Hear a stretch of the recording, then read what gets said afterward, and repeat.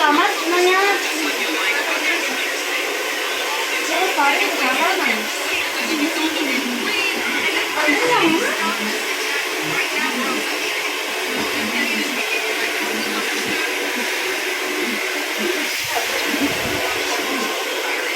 Haba eh, no?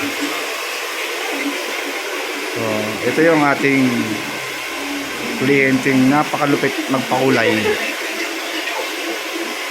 Laging kulay red ang kanyang buhok. So ngayon nagsawa sa red, gagawin niya ng pink. So pink tayo ngayon, no? Ma'am, no? Yes, yan. So ito yung kanyang buhok.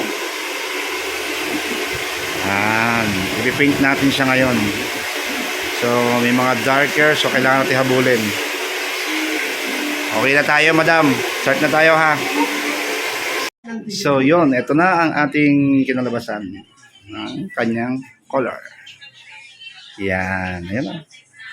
So kita niya, ayan na, meron siyang shadow na ash pink sa pinaka-roots. So, yan ang kanyang. So ano masasabi mo, madam? Perfect. Perfect, yan. Thank you. So, okay na. Bye-bye.